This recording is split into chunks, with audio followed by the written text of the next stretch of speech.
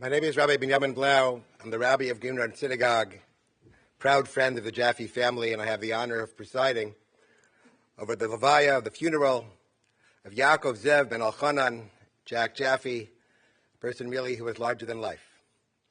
He was a loving husband, caring father, devoted grandfather, and great-grandfather, and in many ways, he was a community member par excellence. The family is going to really be delivering the main eulogies. I just have to add, it's amazing how many people today stopped me and just volunteered on their own that it's the end of a generation, that here is an individual who is involved in every aspect of communal life. You can even look at the obituary, look at the things that are already online. I don't think there was a worthwhile cause that Jack wasn't a part of. Creator, engaged, involved, devoted to.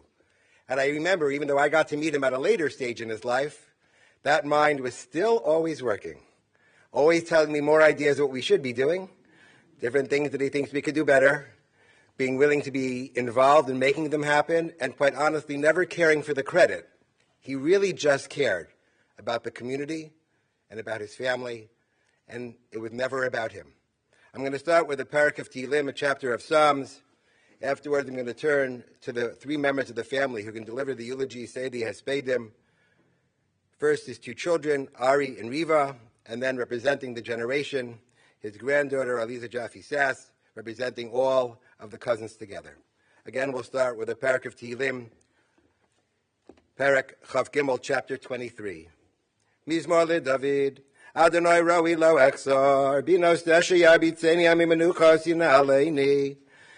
Nafshi yishovev, yanchen v'maglei tzedek leman shimo, gam ki elech begeitz al maves lo yibara ki ato imadi. Shiftach mishantecha hema yinachamuni. Tarok l'vanai shulcha neget zoriroi.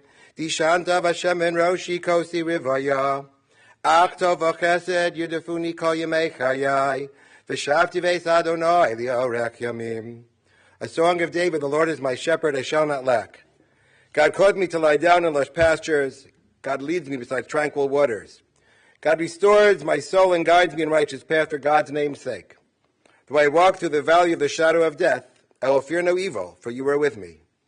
Your scepter and staff, they comfort me. You prepare a table before me in full view of my adversaries.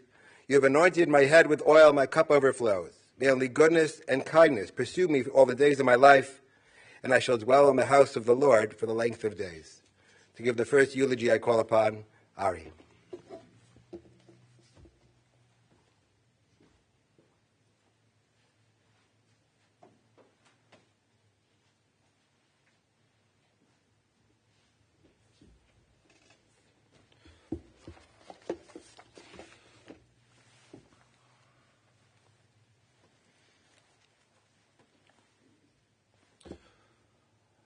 Yaakov was a very complicated man.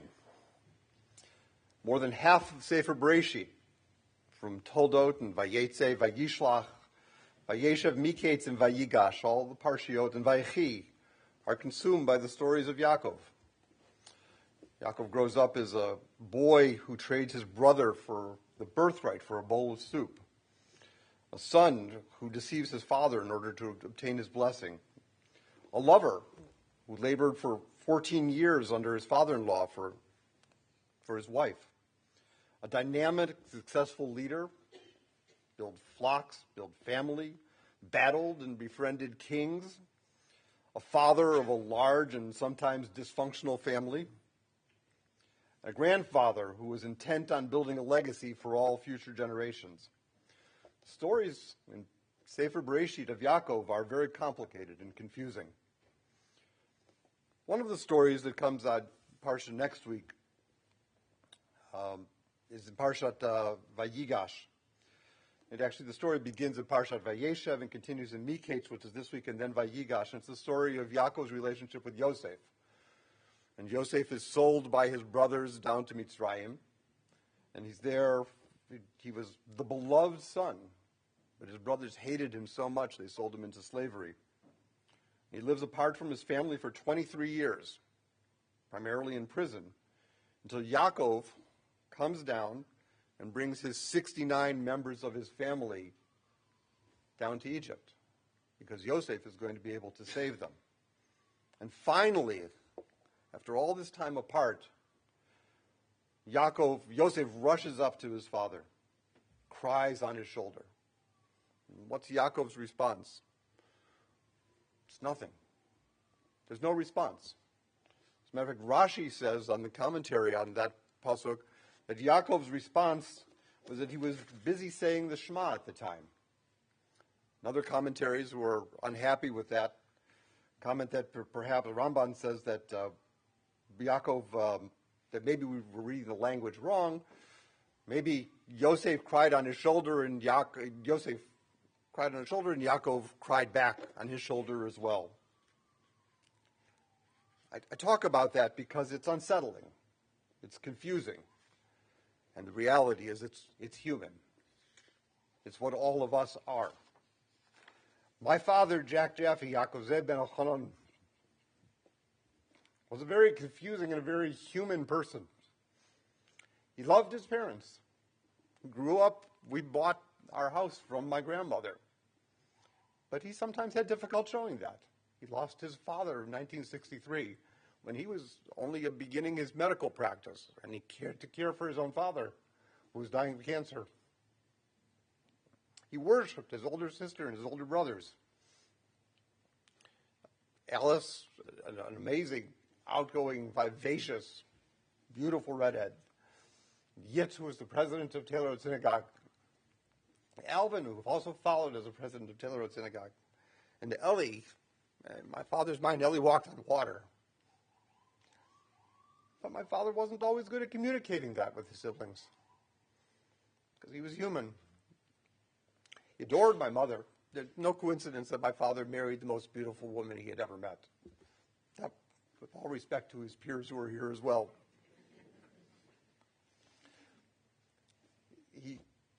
But he wasn't always able to express that love and that appreciation. My father craved adventure. Ezra and I had the privilege years ago of taking a rafting trip out in Idaho with my dad. If you know my dad, imagining him going rafting doesn't exactly coincide. But that's the kind of person he was. He loved adventure. He talked until recently of how he wanted to take a train across Canada or a cruise or see different countries. He loved traveling in Europe and China with my mom. When my father had the choice and he was drafted into the Navy, he could have moved to Chicago. That was one of the options. And he's decided, no, that's too simple. Let's go to Norfolk, Virginia. Anybody else been to Norfolk, Virginia? He liked the adventure, and he liked the creativity. My dad was surprisingly brave. Our dad was a good but not a great student. He always pushed us to bring home A's. Some of us were better at than others. I was not. But he knew his own deficiencies, but he wasn't going to let that stop him. He used to tell a story about when he was in medical school, sneaking into one of the buildings to preview an exam late at night. He was extraordinarily brave in other ways, too. In the community, I'll tell you a story. I used to grow my hair longer. My father, my teacher sent me for a haircut during school. And when it wasn't short enough, they sent me back for another haircut the same day. My father called my teacher that night and said, "You're a rabbi, right?" And the person said, "Yes." He says, "If you're a rabbi, do you have a beard?" I said, "No." He said, "Well, I think if rabbis should have beards." The person said, "What are you talking about?" He said, "Well, do you think my son should have short hair? I think rabbis should have beards." I admired him sticking up for me. He stuck up for all of us in that way. And sometimes the system was difficult. There was a point in my father's life, volunteer life, where he was teaching a sex education class to a girls' program. And a rumor came back that my father was doing abortions. If any of you know a urologist, urologists do not do abortions. There was a clinic in the building that he was at, and someone added 2 and 2 and came up with 17 and a quarter. And my father was sanctioned for that and was denied the privilege of continuing to teach that sex education class because of that rumor. But he moved on. And he moved on in ways that were responsive for the community. He was one of the founders, along with people who are here, of the Großschächter Day School. He moved on to as Rabbi Blau said, and it's very true, to do the things that he loved and he was passionate about, regardless of credit, regardless of honor, because they were important. Papa loved his children, his grandchildren, his great-grandchildren with all his heart, and my mom as well. There was a look that my father used to have when I was growing up. We had a very modest home, and my father had opened up his medical practice, was making a little bit of money, and decided we should go away for Pesach, which made my mom extraordinarily happy, who didn't really like cooking for a giant Pesach. And so we went to Florida, and we continued that for a few years. There was no look like the look on my father's face. We would come out of Marav on Erev Pesach, and the men would usually go to davening, the women were usually getting themselves ready, and we would meet in the lobby of a hotel as we walk into dinner together. It was a moment of unbelievable pride and satisfaction that what he had been able to do for his family, not for him, for his family. And it meant everything to him. His friends also. There are a couple members of NACE here, the Erzatz investment group that my father and his peers put together. I cannot tell you a single investment that NACE ever invested in. I can tell you all the hotels we stayed at, all the concerts we went to together, all the parties they had. If there was an investment group, I don't know who was running it. It was a social group. It was a peer group. It was people who were starting off at the same age and stage in little houses in Cleveland Heights and University Heights and South Euclid and trying to raise their families modestly and together. And Dad and Mom embodied that. My dad loved being a physician. He had two faults, though, at being a physician. If you've ever looked at his watch or his clock, it was never on the right time. I don't know why. He didn't believe that watches should be at the right time. And so even though he always asked to have the first case at 7:30, he was never on time for the 7:30 case.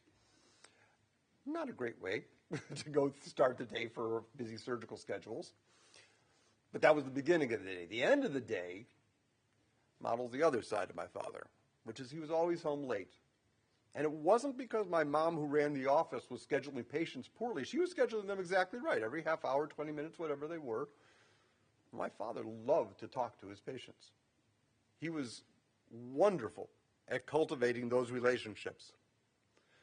And office hours would go for an hour or two or three, well beyond when they were supposed to, because he had those relationships.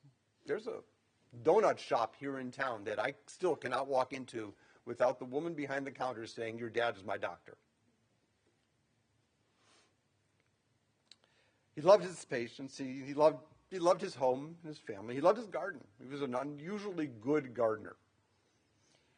Back before any of us hired gardeners. He loved a good movie, whether it was an old Western or a new movie or a musical, thriller, science fiction movies, any movie. He'd be humming the tunes for days afterwards from musicals or listening to the soundtracks on his 8-track player or CD player in the car. He loved the community, the Cleveland community. Coming back to Cleveland after Norfolk, and we were only away for 2 years. This is where my parents put down roots. The schools, the shuls. Mom and Dad were the first couple married at Taylor Road Synagogue across the street when it was a brand new shul. My grandfather, my father's father, was one of the part-time chazanim there at Taylor Road. We grew up on Annandale, a block and a half up the street. I learned to ride my bicycle in the parking lot here. This is our neighborhood. My parents never wanted to leave. If we made the giant jump to Shaker Heights, which benefited by me meeting my wife next door, it's 2 miles. It wasn't a big view, because this community meant everything to my parents. The schools and the shuls, the leaders. I tell the story about the rabbi who he called, but with respect. That was always his intention, to make his values and his priorities known, but to make them known, as Rabbi Blau said, with respect. Whether you followed them or not, that's up to you. Whether you thought that they were important lessons, that's up to you. But to offer you the opportunity. My dad was a complicated guy. Sometimes he avoided some family events. He had issues with some of the institutions that he loved, and some of the people that he loved were actually some of his biggest emotional challenges. Got lost in Heinen's once. That was good. Anyone who's not had the experience of Heinen paging for their father? He missed a plane once because I said, Dad, how did you miss the plane? He said, what are you talking about? I was there. The plane wasn't.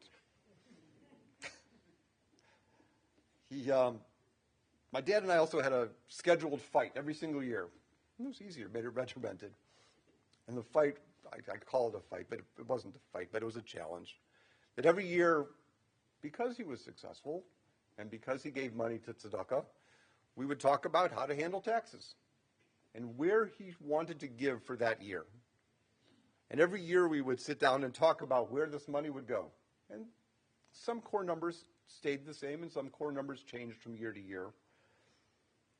And in later years, it got a little bit harder to have these negotiations, and so we used to have them over meals. We used to go out for pizza. One year, we didn't even finish over pizza. We had to go out for milkshakes afterwards in order to resolve the last gift. You know that bumper sticker? You've seen it before. It's a little trite, but it says, well-behaved women rarely make history. Well, it's true not just of women. It's true of men. And it's a lesson that my father, our father, took to heart. His goal was to make the world a better place. And if you want to leave a legacy, and if you want to make the world a better place, then you have to be a little bit more than well-behaved sometimes. You have to do things that are controversial and not easily explainable. Riva Liazra, I'm humbled to be able to speak about Dad. And I will say that I know Yaakov. The Chumash doesn't say that Yaakov cried on his son's shoulder after missing him for more than 20 years. There's not an extra word in the entire Chumash. It didn't have to say it. It was just that obvious. I love my father dearly. And we're grateful to all of you, our friends, our family, and our community.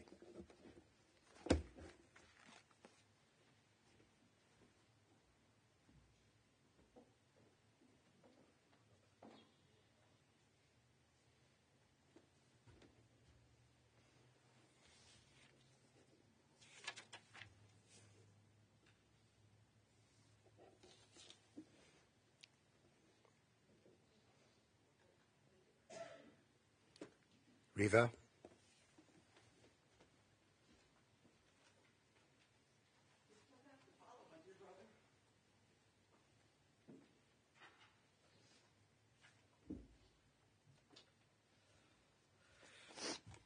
Some of us need reading glasses.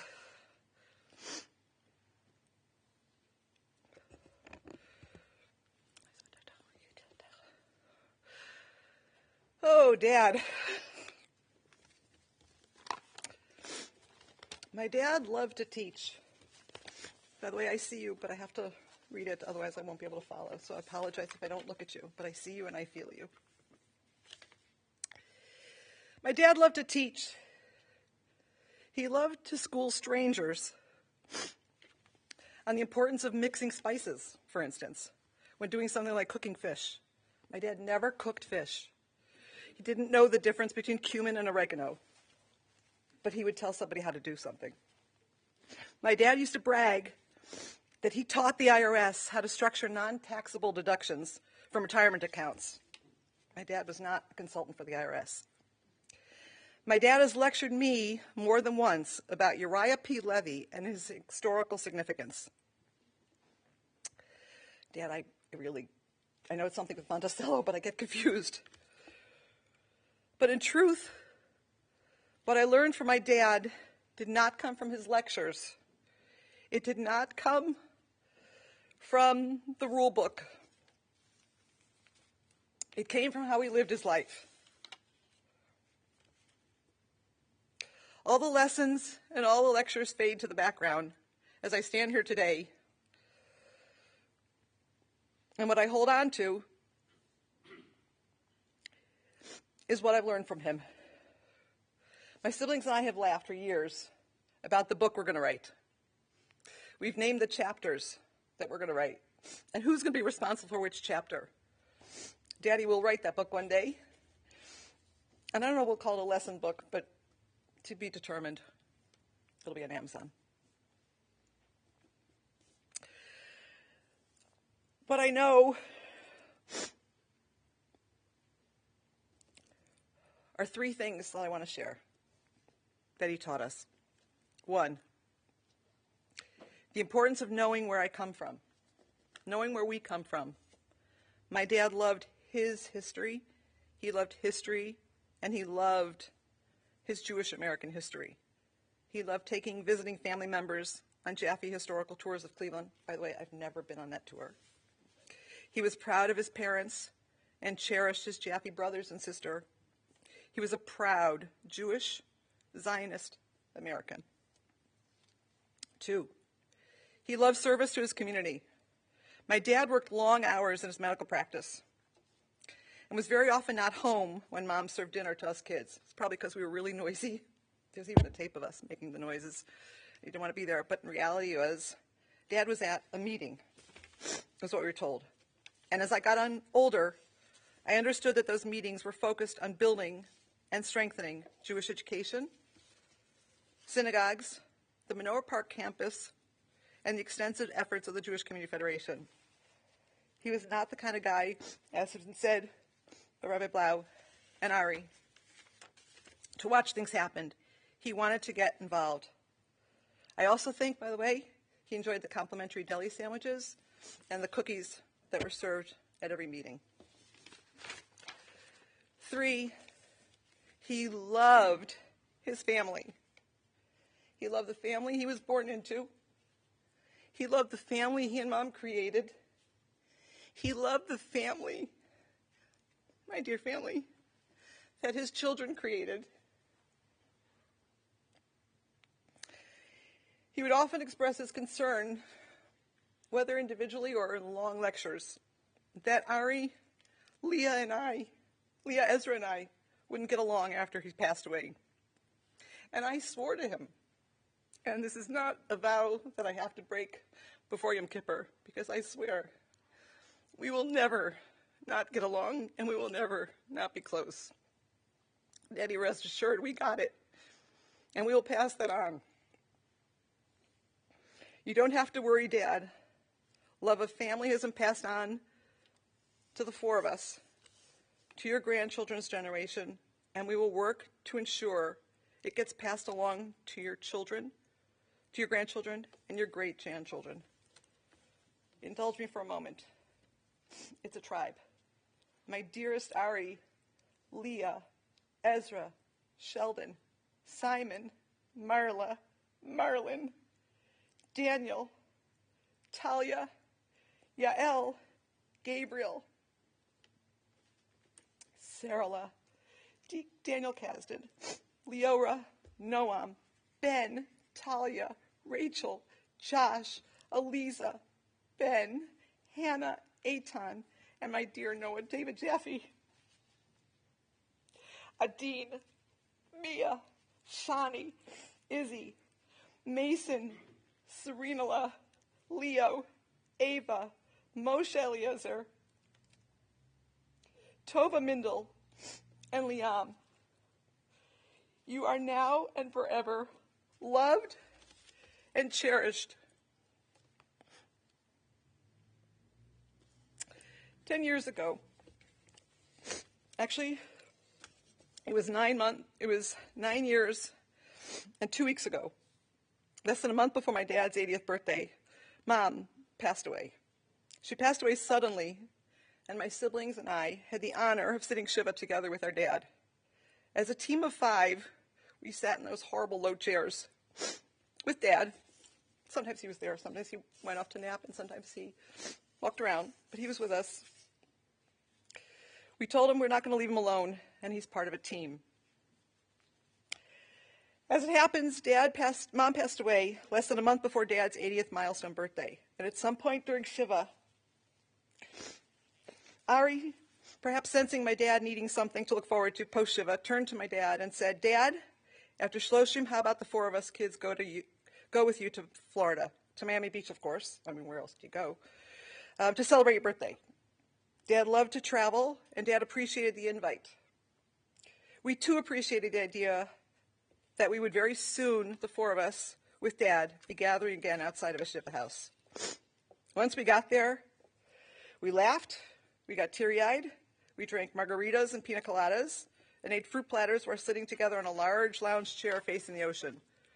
We told Dad we would do our best to make it an annual gathering to celebrate his birthday. He loved that. He loved the attention, and he loved the promise of travel. We've celebrated Dad's birthday in Santa Monica, Las Vegas, another year in Miami Beach. Don't ask. Just don't ask. And 2 years ago in New York. December 2022 was the last time Dad traveled for an early birthday celebration. Leah, Ezra, Ari, and Dad flew to New York for a whirlwind visit to meet the Tel Avivian grandson, Adin Noach. I hired a van, and we turned it into a party for Dad. We turned what was Adin Palooza's into a birthday party for Dad, a birthday celebration. I hired a van, really was more like a party bus, to take Dad on a trip down memory lane in New York City. With packaged cherry Danish in hand and bags of junk food, pure junk, my dad's favorite food group, the 5 of us loaded onto the bus parked in front of my house and proceeded to the most glorious spot on earth, the Bronx. Yep. The Bronx is where my mom and dad started their married life, in a basement apartment on Hone Avenue, just down the road from Albert Einstein College of Medicine. Dad was so proud and was so happy to tell anyone and everyone that he was a member of the second graduating class of Einstein.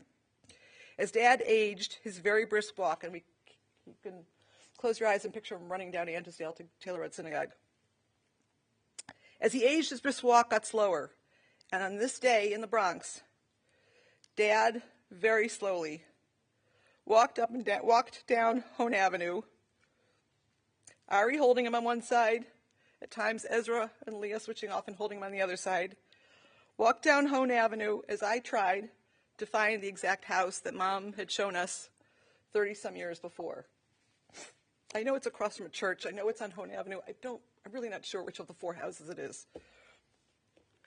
But we trudged ahead, literally walking down Dad's memory lane.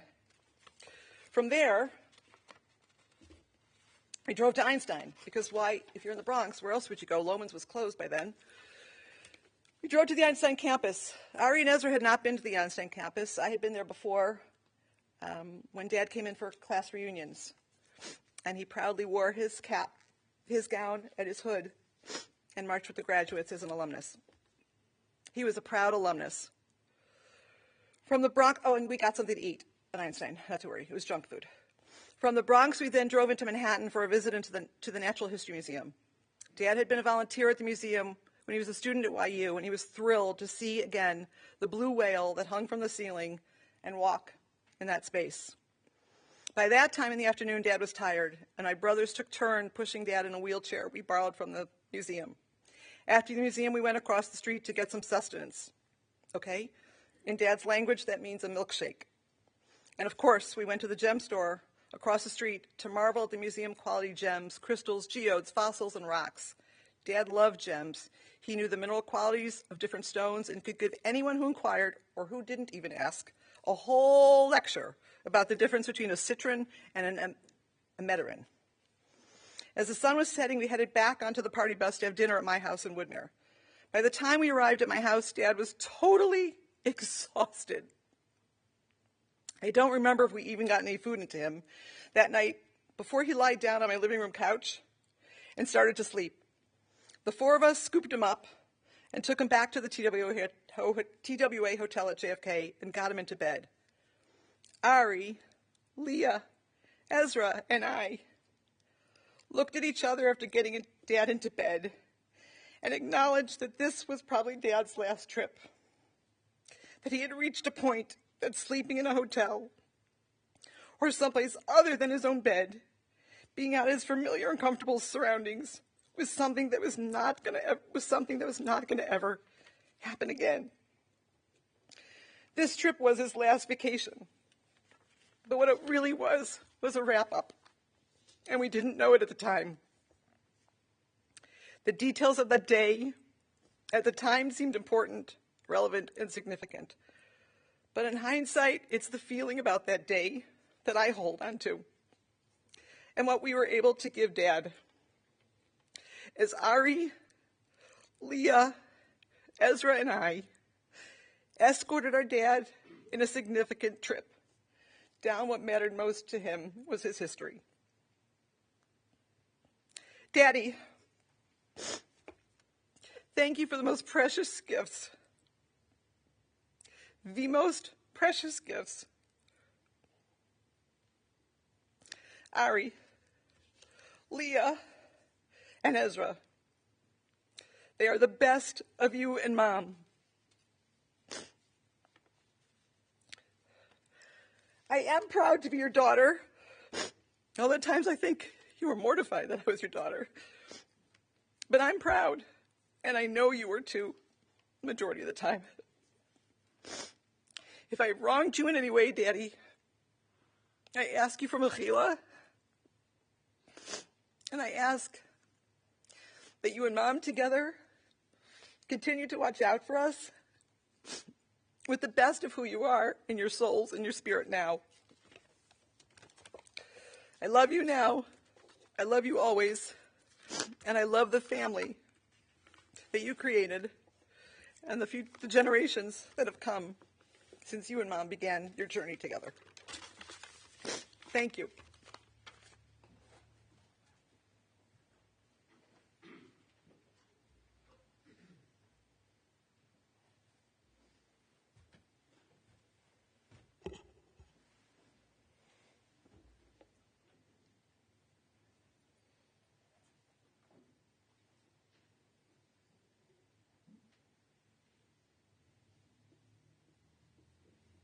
Lisa.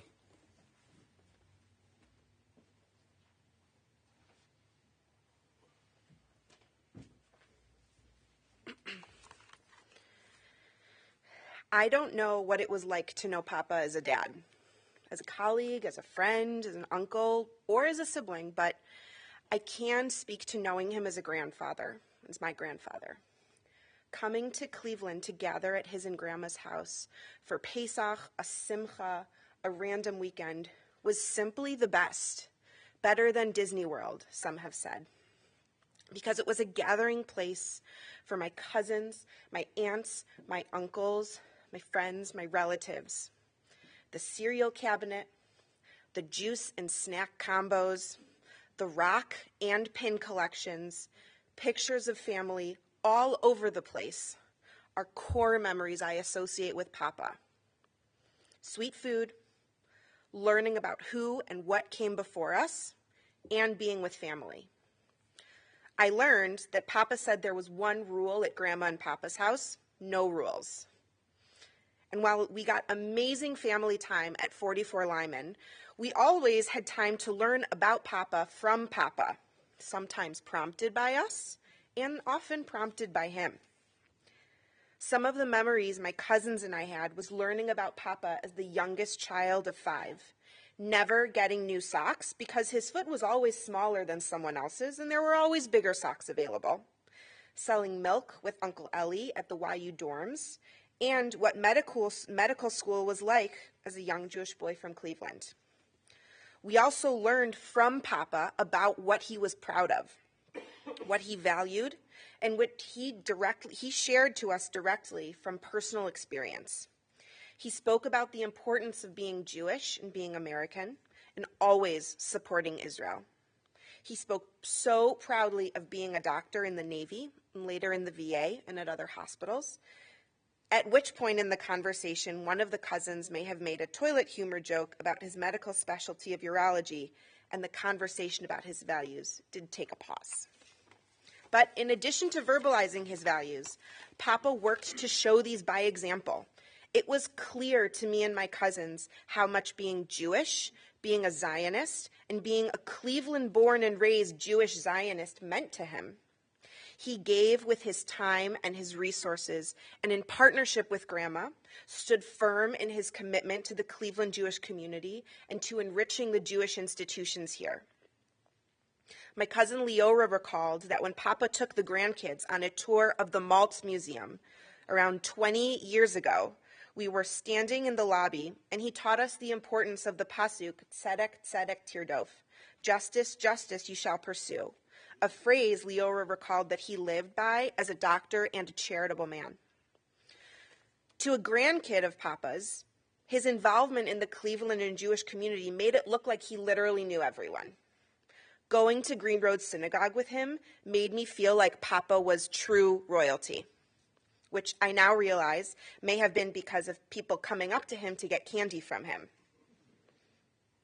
I remember feeling like Papa was really in his happy place at shul, next to Uncle Ari, next to his family. And he felt so proud to show us, his grandkids, to his community. I felt that even later when I celebrated my engagement to a Clevelander, and the honest truth was that it really was Papa's l'chaim. Between the Venn diagram of who my fiancé, now husband, knew and who I knew, Papa knew literally everyone and stayed until the very end, which, knowing my grandfather, was not always the easiest thing to do. Papa was direct in what he valued, and he was direct in reminding us how much we were valued. He told me every time we talked how proud of his children, of Ari, of Leah, of Riva, and of Ezra he was. He talked about how proud he was of his grandchildren and his great-grandchildren. The kippah that he wore was decorated with a tree that had leaves with our names on it, which feels to me like a tangible reminder of how much he loved us. It feels special to see many people here who knew Jack Jaffe in many different capacities and relationships. And while this type of gathering is a major separation of other types of gatherings our family has had when Papa was present, I know despite how hard it is, being together as a family and as a community is his legacy to us. Thank you.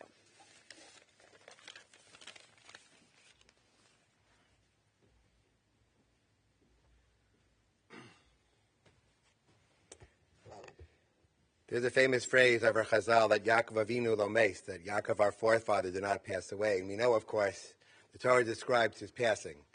But the message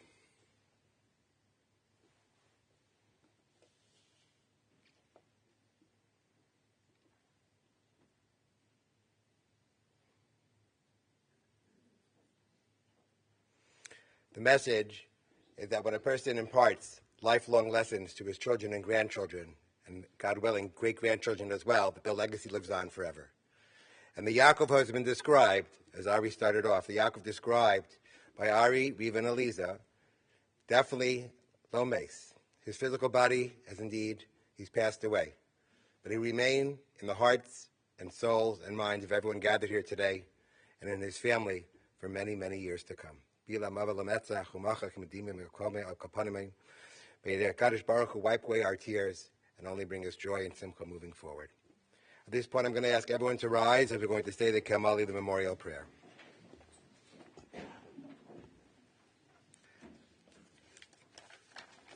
El Mali Rachamim, Shokein Bamramim, Hamsiminu Chanachana Kanfei Ashkina, Bimalas, Ktoshim Utarim, Kezar Akia Mazirim, Es Nishmas, Yaakov Zev Ben Elchanan, Shalach Li Olamo, Bavur Shanak Mispalim Baraskars Nishmaso, Bilgan Eden Demenuchaso. Lachain Balarachamim, yes, Rebbe says, Nafavli Olamim, Vitro Bertorachim is Nishmaso, Adonoyu Nachalaso, Vinuk Shalmishkava, Vinomar Amen. You may be seated. This concludes as part of the funeral. The interment will take place at Mount Olive Cemetery. People are invited to, if you want to, follow and accompany us. The Shiva will take place at Ari and Marlin's home, 2330 Milton Road, University Heights. It'll be today until 8 p.m., Wednesday and Thursdays from 8 to 10, 3 to 6, 7 to 9, and on Friday from 8 to 1, and then on Saturday night from 7 to 9, and on Sunday from 8 to 10, 3 to 6, and 7 to 9, and finally on Monday, we'll conclude with the minyan at 8 o'clock. There'll be minyan each morning at 8 o'clock, and mincha each evening at 5. Anyone who would like to contribute tzedakah in his memory may do so to the Jewish Federation of Cleveland. Again, thank you all for attending.